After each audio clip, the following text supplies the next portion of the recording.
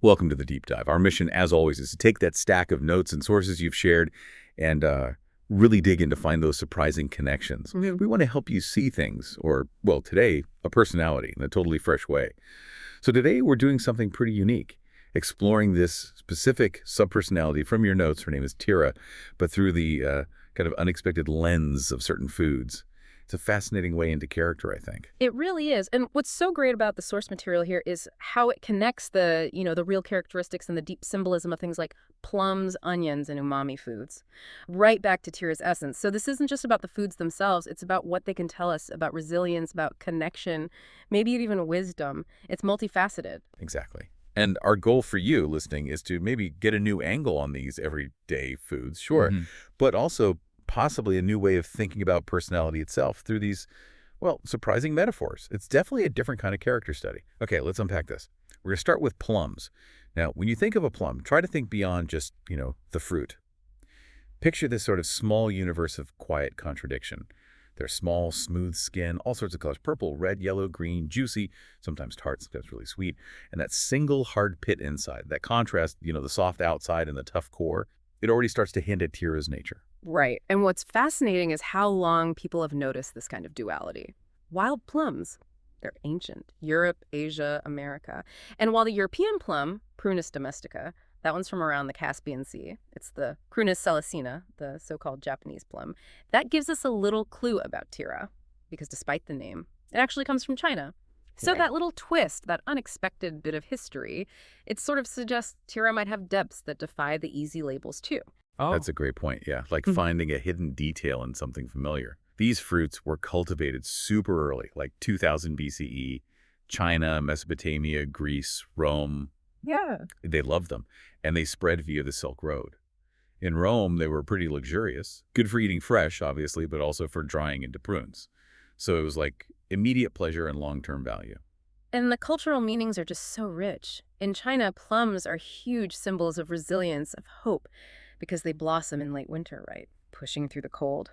It's seen as this act of courage, which, feels a lot like Tira's willingness to feel things deeply, even when it's hard. Yeah, you see that in Japan, too. The plum blossom represents courage, the start of spring. Like, renewal is possible, even when things feel cold. Makes sense why they pop up in Chinese poetry so much. Symbols of inner strength, purity. It's like the plum just quietly endures. Exactly. And for Tira, that's key. That whole late blooming thing, blossoming when it's still cold, not being afraid to open up. It symbolizes her courage to feel, to be vulnerable even when it's tough. It sort of defies what you might expect. That quiet strength, yeah, it's really there. And the food use is so diverse. You've got European plums, firmer, sweeter, great for prunes. Then the Japanese ones, juicier, bigger, often eaten fresh. And even hybrids, like the pluo, mostly plum, bit of apricot. Shows how things can blend. And here's where it gets really interesting. Think about like Eastern European plum dumplings, or Chinese salted dried plums, huamei, French plum tarts, tartare de prune, and Japanese uboboshi, those intense pickled plums. So fresh, cooked, jammed, dried into prunes, fermented into wine like umeshu pickled.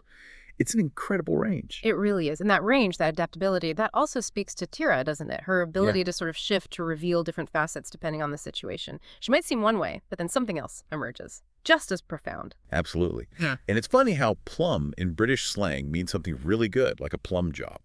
Makes you think of Tira again, quiet but valuable. Like how one tree can give hundreds of pounds of fruit. Tira can bring this wealth of understanding if you look. And the whole prune rebranding thing, calling them dried plums, shows how perception changes. But the core value is still there. Oh, and China grows like over half the world's plums. A quiet giant. So pulling it all together for Tira, it paints this really beautiful picture, plums, holding both delight and sorrow. That mirrors Tira holding paradox. Grace and grief, strength and vulnerability, all at once. And that soft exterior with the solid core, the delicate fruit around that hard pit, that's her moral compass, her inner resolve. She might speak gently, but her convictions are firm. So she's not actually fragile, even if she seems gentle. Not at all. The gentleness is grace, but it's rooted in something solid. And finally, plums often symbolize longing, memory, the fruit of yearning, of healing in folklore. And Tira holds both, doesn't she? That quiet way she processes memory, her capacity for healing. If her essence had a smell, maybe like plumskin at dusk, tart, rich, sort of fleeting, but you don't forget it. Wow. So what this means for you, listening, is that just by looking closely at a common fruit, we start seeing Tira's depth, her quiet power, how she handles complex feelings. It's way more than just a fruit. Okay, let's shift gears to a food that might make you tear up first, but really holds these incredible layers of self. The onion, the bulb shape, the papery skin, white, yellow, red.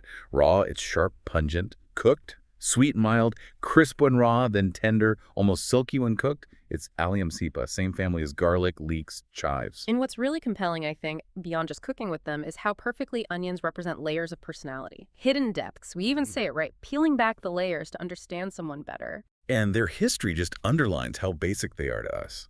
Probably started in Central Asia, cultivated over 5,000 years back, in Egypt, Mesopotamia. The Egyptians apparently saw the round layers as symbols of eternity. They even buried onions with pharaohs. Greeks and Romans used them for medicine, thought they made soldiers stronger. It's amazing how much meaning is packed into this, everyday vegetable. It really is. And in literature, yeah, sometimes they mean sorrow or vulnerability because of the tears, but then you have the Egyptians seeing eternal life in them. And in some European folklore, hanging them up to keep away bad spirits. Yeah. So culturally, they're tied to resilience, humility, and protection, all those things. And in the kitchen, they're just everywhere. Yellow onions, the standard. Red ones, milder, colorful, raw. White ones, sharper, good in Mexican food.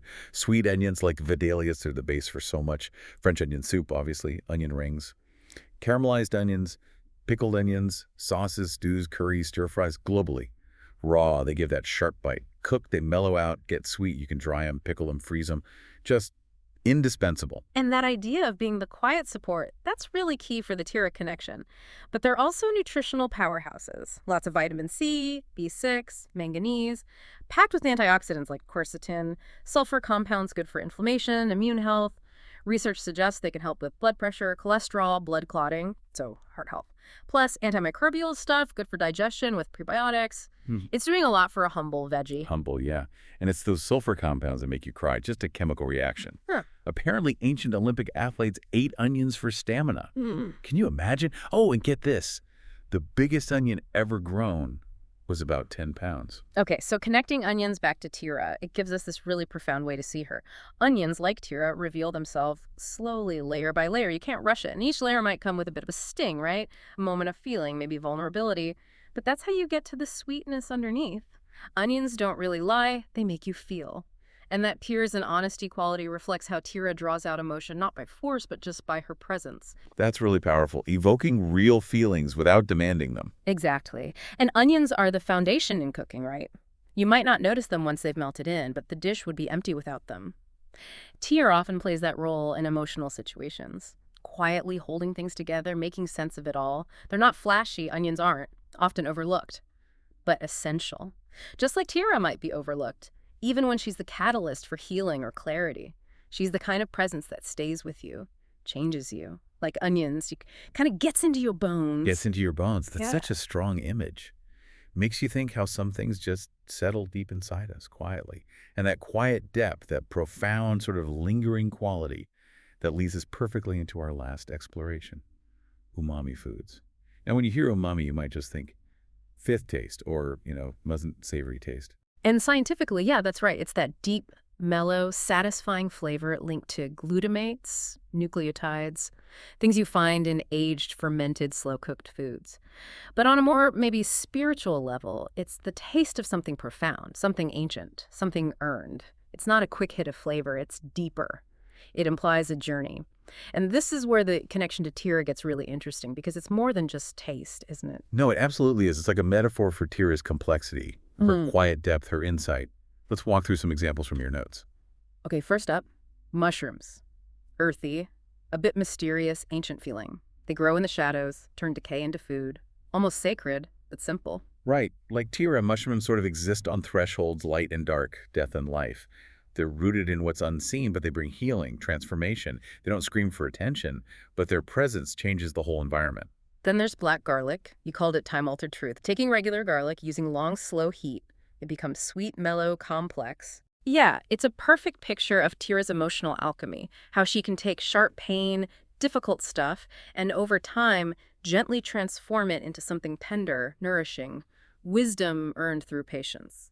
A quiet change, not a big bang. Okay, how about seaweed, dashi, dried scallops, and shrimp? You call these tides of memory, that oceanic feeling. carrying ancestry, the saltiness of grief, echoes of far-off places. And that links right back to Tira's Old Bay heritage, that sense of ancient roots and past struggles we saw in the notes. These flavors are built over time, over place. They speak to loss, tradition, resilience that lasts generations. It's a deep, deep source. And pastes and concentrates like miso, anchovies, tomato paste. These are compressed meaning. Foods that are intense, concentrated, need patience. Just a tiny bit changes a whole dish. Just like Tira's words. Maybe few, but they land with impact. Her influence, like that umami kick, you often feel it before you can quite name it. It's the essence, not the quantity. We mentioned caramelized onions earlier, and they fit perfectly here too. The poetry of slowness, onions softening, sweetening, deepening with slow heat. That initial sharpness just melts away. And that's Tira's way of healing, isn't it? Gentle, gradual, no shortcuts. The layers you peeled, the tears maybe, they lead to this profound sweetness, this understanding that only comes with time. What about nutritional yeast and fermented beans? Tempeh, natto, you call these strange comfort. They're definitely acquired tastes for some people. A bit peculiar, but really nourishing lasting. And Tira might seem that way too, right? Quiet, maybe unusual, hard to pin down at first. But for those who get her, she's this rare source of emotional nourishment. Foundational sustenance, even if it's not flashy. And roasted nuts, walnuts, cashews, pecans. Thoughtful sustenance. Dense, almost intelligent snacks. You often eat them slowly, right? Just like Tira herself, perhaps. Rich in thought, small in footprint, but deeply sustaining for those long journeys of the soul.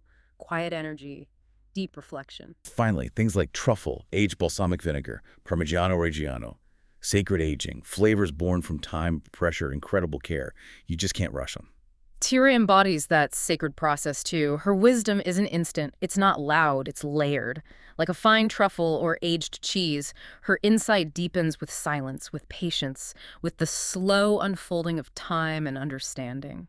So seeing Tira as umami, it really ties it all together beautifully. Yeah. It's like in the kitchen of your inner world. Tira is the prep cook, the one weaving meaning, the alchemist working with nuance. She makes the emotional base stock, quietly, steadily. She infuses everything with presence. Umami isn't dramatic. It doesn't shout like spice or sparkle like sugar. It grounds things. It deepens them. It holds the whole dish together. And so does Tira. She's the flavor of memory, the warmth behind an insight, that savory center that makes everything else click into place, subtly but profoundly. Wow, what an incredible journey that was. We've gone through plums, quiet contradiction, resilience, onions, sacred layers, humble strength. And all these umami foods, profound presence, the wisdom of slowness. Through these everyday things, we've opened this unique window into Tara's subpersonality. It shows how much symbolic meaning can be hidden in plain sight if you just, take the time to look. It's such a powerful reminder, isn't it, that knowledge isn't just about gathering facts, it's about understanding, applying it, Yeah. and looking from different angles, especially using unexpected metaphors like these foods. It really does enrich how we see things, encourages us to look past the surface. Absolutely. So here's something to think about as you go about your week. What everyday objects or tastes or textures in your life might hold some hidden depths? What overlooked aspects of yourself or maybe others could they represent once you take the time to sort of peel back their layers? Thank you so much for joining us on this deep dive.